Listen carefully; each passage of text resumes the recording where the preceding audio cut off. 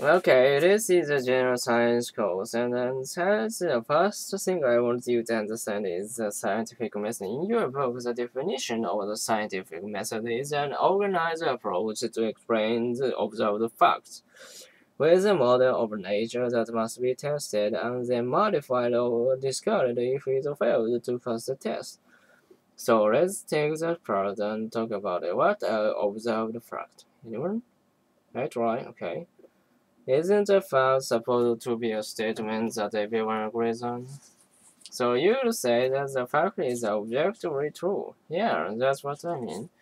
Okay, that sounds good, but what about this? We consider it a fact that the sun rises each morning as rotates. But facts like that are not always agreed upon. Wrong when we say that the sun we assume that it's the same day after day, and the idea might not have any changes. Whose mythology tells them that the sun died with every sunset and was reborn with every sunrise. Now let's consider the case of the Earth's rotation. Well, for the most of human history, just was assumed to be stationary at the center of the universe. So as you can see, our interpretation of fact often are based on beliefs about the world that others might not share. Still, facts are the raw materials that scientific models seek to explain. So as important as scientists agree on the fact, how can we do that? How about this? The fact has to be verified. I mean, that's where the testing comes in. So we have to be able to test the model, but we have to be able to test the fact too, right? Now you're on the right track. In the context of science, a fact must therefore be something that anyone can verify for himself or herself, at least in principle. Even though the interpretation may be different, some interpretation of the sun is there every morning and that can be verified. Then a model is proposed to explain the fact, and the model is an explanation of the fact. Right.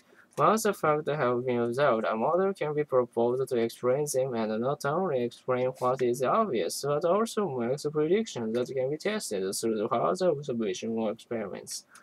Let's go after the the model of the universe, which assumes that the Earth was the center of everything. Okay, that was a useful model because it predicts the future location of the sun, moon, and planets in the sky.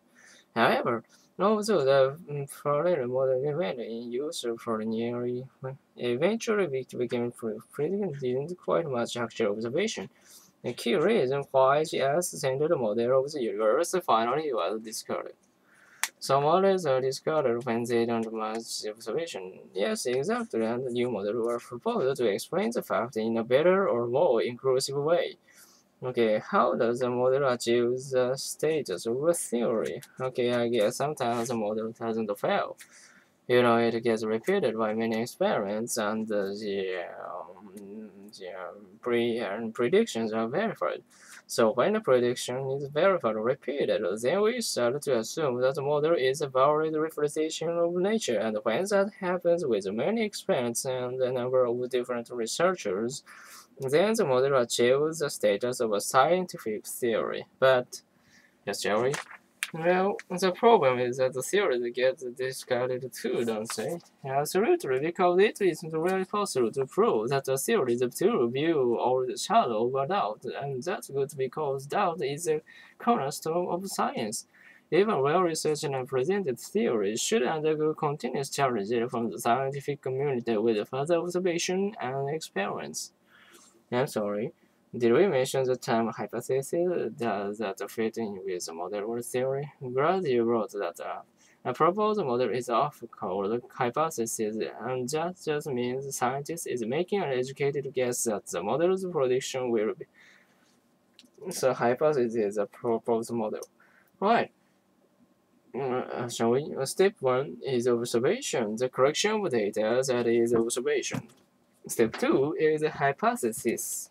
I wanted to explain the fact and to make the prediction. Step 3 is additional inference and experience. And here's the important part. When the prediction fails, then we recognize that the model is flawed and we have to revise or discard it. But when the predictions are verified on a consistent basis, then we consider the possibility that we have a true representation of nature. and we elevate the model to the status of a theory. So step 4 is the theory, right? But even then, the theory must undergo step 5. That's further observation, experiments, and challenges. Okay, so far? Okay. Now for reality check. In the real world, science discoveries are rarely made by a process as mechanical as the idealized scientific method outlined in your textbook. Let's summarize it. For example, anyone recognize the name of Hans Kepler? Sure, then he proposed the laws of planetary motion. He did in about 1600, but instead of verifying a new prediction on the basis of his model, he tested the model against observations that had been made previously. And like most scientific discoveries, Kepler's work involved intuition, collaboration with others, moments of insight, and luck. And eventually, other scientists made a lot of observations to verify the planetary position predicted by his model. Then, go ahead. So the scientific method in the book, that's not really the way it happens a lot of the time. Okay, let's put it this way. The scientific method is a process that we need to keep in mind as we do the work of scientists. But we should also understand that it's an idealized process for making an objective judgment about whether a proposed model of nature is close to the truth. And we should also keep in mind that in the work of scientists, other factors are also brought to bear on those ideal steps in the process.